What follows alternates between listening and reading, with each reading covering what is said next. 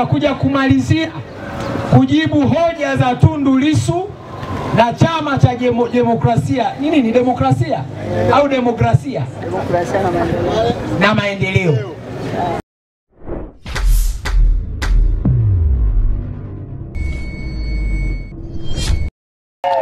Niseme nisiseme? Pesa zilizomiminika kwenye bwawa la umeme ni trilioni zaidi ya 7. Na umeme huu mnauona tunajidai nao. Mgao wa umeme mnauona umeondoka. Ni kwa sababu bwawa alilolikamilisha Dr. Samia limeshaanza kumimina umeme kwenye gridi ya taifa. Huyo ni kiongozi mwenye maono, sio mbinafsi. Niseme nisiseme? Hawa hawachadema hawa. Wao ndio walikuwa wa mwanzo kupinga mradi wa bwawa la umeme. Wakasema mtaharibu mazingira. Hamna hela. Kwa nini mnajenga? Gharama kubwa. Watanzania watabebeshwa mzigo.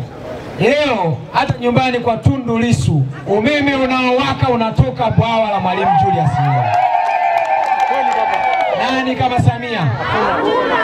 Mradi wa pili, treni ya umeme. Nchi yetu haikuwahi kuwa na treni ya umeme. Dr. Samia wakati anaipokea nchi amekuta mradi wa treni ya mwendo kasi ya umeme unajengwa kutoka Dar es Salaam mpaka Mwanza. Wakati anaingia mimi nilikuwa mkuu wa mkoa wa Mara. Nilikuwa Iringa, kanipeleka Tabora, kanipeleka Mara. Akasaini mkataba na kuweka jiwe la msingi Mwanza ili ikutane na Dar es Salaam. Baadaye akaachiwa nchi na hayati. Akasema mradi huu hausimami. Inawezekana wako watu walimnongoneza mama, bwana hela nyingi bwana, sasa kwa nini usiachane na hii kitu ishie Dodoma? Tuendelee na mambo mengine. Maana unajua kwenye msafara wa mamba na kenge wamo. Hela nyingi sana hii. Rais akasema mradi huu una maslahi mapana kwa Watanzania. Akasema utakwenda hadi Mwanza kama ulivyopanga. Baadaye akamuita Mwigulu. Kaambia Mwigulu, nataka mradi huu treni ya umeme iende mpaka Kigoma. Tangaza tenda. Tafuta wakandarasi. Mimi niachie nitatafuta fedha. Leo ninavyowaambia sio kwenda Mwanza tu. Ngoma inakwenda mpaka Kigoma. Baada ya siku 3 akamuita Mwigulu. Mwigulu njoo hapa. Nataka ngoma iende mpaka Bujumbura Burundi. Treni ya umeme. Huyo ndio Dr. Samia. Baada ya wiki 2 akamuita akamwambia angalia uwezekano iende mpaka Jamhuri ya Demokrasia ya Kongo. Unajua kwa nini? Sisi tuna bandari. Moja ya chanzo cha mapato yetu ni bandari ya Dar es Salaam. Wenzetu wa Kongomani wanapitisha mizigo yao kwenye bandari yetu. Uganda wanapitisha mizigo yao kwenye bandari yetu. Burundi wanapitisha mizigo yao kwenye bandari yetu. Kwa hiyo Dr. Samia bingwa wa mipango akasema ili tupate pesa za kupeleka zahanati Babati, kujenga barabara, taa za barabarani, lazima tuwe na mipango.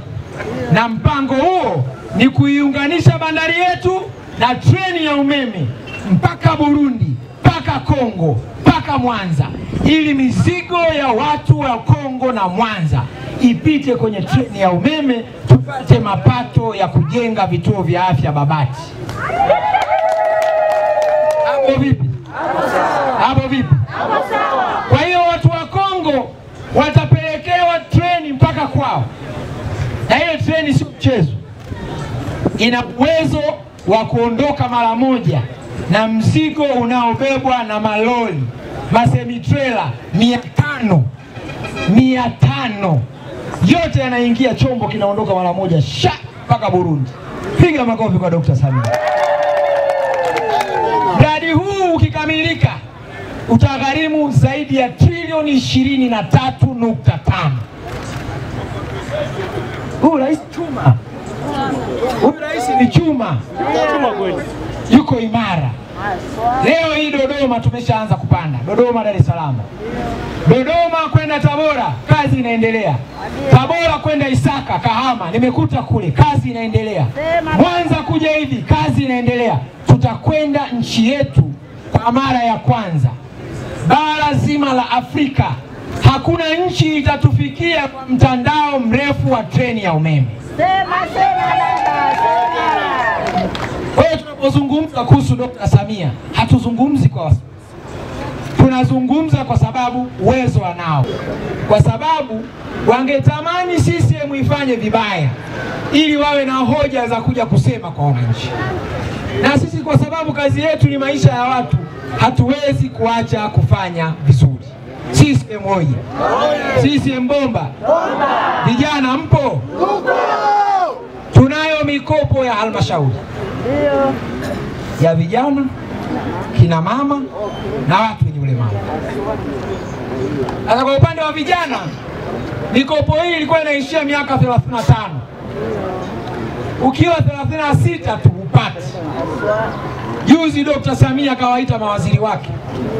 Kawaambia hivi, mwenye 36 na 7 na 8 na 9 40, hawa ni wazee? Wakasema mama hapana, bado vijana. Akaagiza mikopo kwenye halmashauri yote wapewe mpaka watu wenye miaka 40. Piga makofi. Kwa hiyo vijana, halmashauri ipo. Kazi yake ni kuratibu vikundi.